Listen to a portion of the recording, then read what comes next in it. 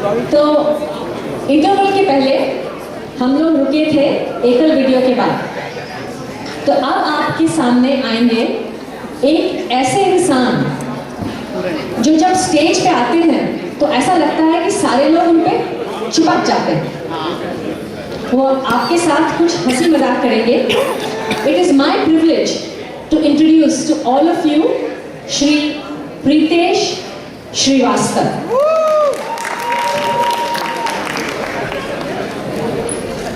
तो प्रीतेश जी, क्या हाल है? खांसी है? माइक उठाइए। प्रीतेश साहब इज इल, खांसी है उन्हें, लेकिन आप लोगों के एंटरटेनमेंट को रेजिस्ट नहीं कर पाए। तो अगर जरा आवाज इनकी कुछ कटी कटी सी लगे तो आपसे गुस्सा नहीं है, बेचारों को खांसी हो रही है। तो आप तैयार? जी साहब। स्टेज आपका। Thank you. वो खांसी वासी कोई बात नहीं है, कलाकार को स्टेज मिल जाए तो वो मौका छोड़ता नहीं है। धन्यवाद। चलिए, काफी लोग आ रहे हैं।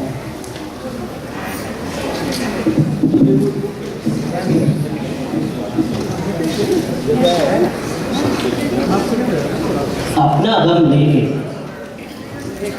एक शेर से शुरुआत की जाए, बड़ा अच्छा कार्यक्रम चल रहा है। अपना गम लेके कहीं और ना जाया जाए, अपना गम लेके कहीं और ना जाया जाए, घर में बिखरी हुई चीजों को सजाया जाए। घर से मस्जिद है बहुत दूर, चलो यूं कर लें। घर से मस्जिद है बहुत दूर, चलो यूं कर लें, किसी रोते हुए बच्चे को हंसाया जाए। धन्यवाद। मेरे ख्याल से दुनिया के सभी धर्मों में, सभी मजहबों में रोते हुए बच्चे को हंसाना पूजा के बराबर, इबादत के बराबर माना जाता है। और हमारे एकल विद्यालय के लोग ना सिर्फ रोते हुए बच्चों को हंसा रहे हैं, बल्कि शिक्षा के माध्यम से उनकी पूरी जीवन, उनकी पूरी जिंदगी खुशियों से भर रहे हैं। तो मैं इस संस्था का नमन करता हूँ, संस्था को सलाम करता हूँ और आप सबसे गुजारिश करता हूँ इनके सम्मान में जोरदार तालियां।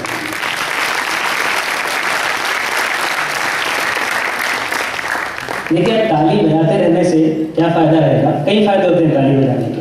अगर आपके आजू बाजू कोई सो गया है तो वो उठ जाता है। अच्छा, बाहर खड़े हुए लोगों को भी ये पता चल जाता है कि प्रोग्राम चालू हो गया है।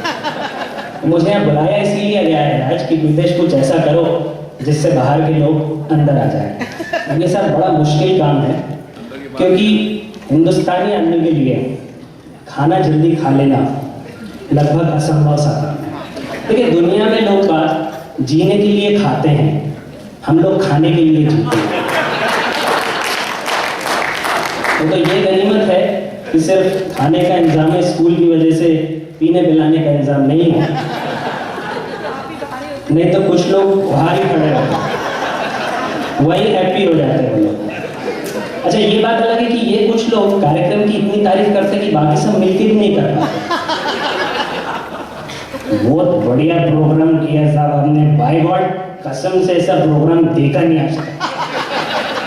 हो ही नहीं सकता, ऐसा प्रोग्राम हो ही नहीं सकता। ऑर्गेनाइजर ने पूछ लिया आप तो बाहर खड़े हो तो आपको कैसे पता चला? बोले नहीं, मैं सुन रहा था ना यहाँ से, आपने आशा भोसले जी को यहाँ बुलाया, बॉस्टन बहुत अच्छा किया। अरे आशा भोसले कहाँ है?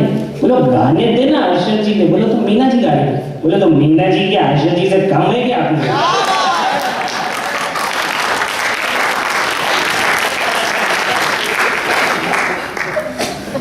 सारे पीने वाले क्या बातें करते हैं कुछ समझ में नहीं आता। रात में जो बोलते हैं सुबह भूल जाते हैं। एक दोस्त दूसरे दोस्त से बोला, यार वो मैंने 10,000 रुपए तो वापस कर दे। बोला कौन से 10,000 रुपए? बोले उस दिन लिए थे ना। बोले किस दिन लिए थे? बोले जिस दिन तू नशे में था। बोला अच्छा हाँ, वो तो मैंने वापस कर दिए ना। बोले किस दिन कर दिए? बोले जिस दिन तू नशे में था। इनकी बातें बड़ी अजीब अजीब सी होती हैं। पीने के बाद ये सब क्या है ना, दोस्त से बढ़कर भाई बन जाते हैं, फैमिली मेंबर। तो मेरा भाई है यार, बाकी सब तो बेकार है। वही दो लोग आपस में बात कर रहे थे। बोला भाई मैं एक शर्त लगाता हूँ तेरे साथ, परीक्षा लेता हूँ। ये बोला क्या? बोला देख मेरे पास एक बैग है, अगर इस बैग में क्या है तू ये बता दे तो ये अंडे में तेरे को दे दूंगा। और अगर ये बता दे कि कितने, तो वो आटों के आटों अंडे में तेरे को दे दूंगा। और अगर ये बता दे कि किसके हैं, तो भाई मैं तेरे को वो मुर्गी भी दे दूंगा। दूसरे ने थोड़ी देर सोचा, फिर बोला भाई कोई हिंट तो दे यार, एक हिंट तो दे भाई।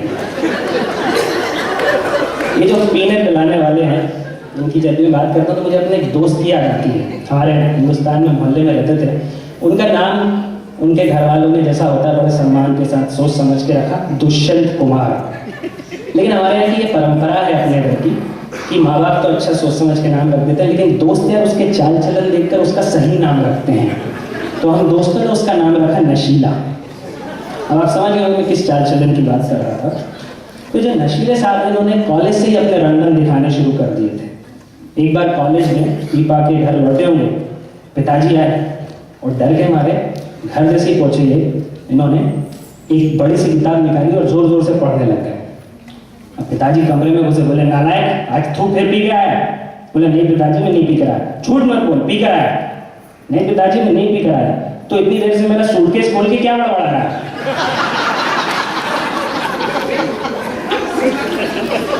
अच्छा पढ़ाई लिखाई खत्म हो गई, इनके पीने की आदत नहीं छूटी। पूरा मोहल्ला परेशान, सबने सोचा एक बाबा को बुलाया जाए, इनकी पीने की आदत छुड़वाई जाए।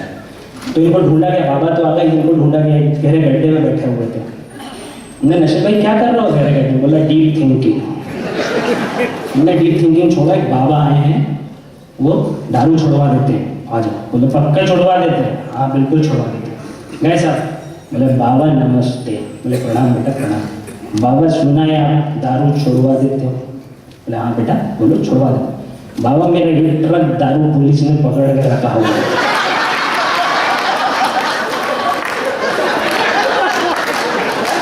काफी तो हम लोग दे रहे हैं।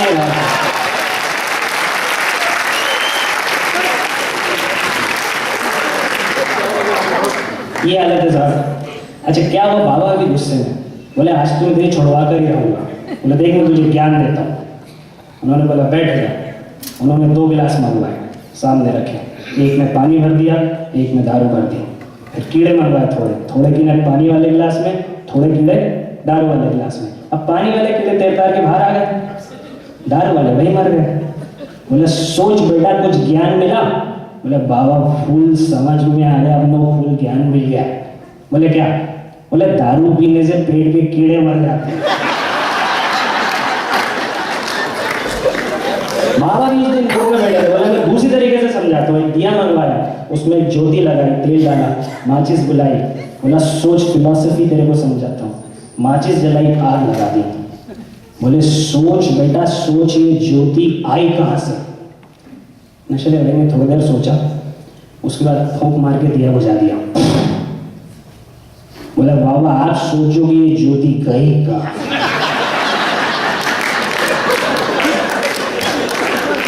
साहब बहुत किस्से हैं, समय कम है तो मैं अब जाता हूँ, लेकिन एक और सुनाता हूँ उनका। एक बार बैठा हुआ था साहब, क्या होता है कि लोग खुद बड़े परेशान करते हैं पीने के बाद। मैं अपने घर में रात में बैठा हुआ टीवी देख रहा था, दूसरी बिल्डिंग में उनका घर था, तो नीचे से आवाज़ आई, अरे दुष्यंत कुमार जी, दुष्यंत कुमार जी। तो मैं बालकनी में जाके देखा तो 4-5 लोग खड़े हुए थे, उनकी खिड़की की तरफ आवाज़ दे रहे थे। तो क्या उनकी बीवी बाहर निकली, बोले क्या है? बोले दुष्यंत कुमार जी यहीं रहते हैं क्या? बोले हाँ रहते तो यही है। तो फिर आप प्लीज नीचे आइए, हम में से दुष्यंत कुमार जो भी हो पहचान के घर।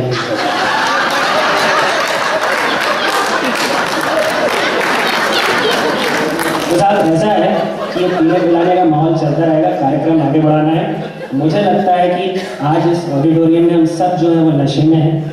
ये नशा शराब का नशा नहीं है, ये इस खूबसूरत प्रोग्राम की संगीत का, इसका मौसीकी का नशा है। तो इस खूबसूरत नशीले कार्यक्रम को आगे बढ़ाते हैं। मैं बहुत बहुत धन्यवाद।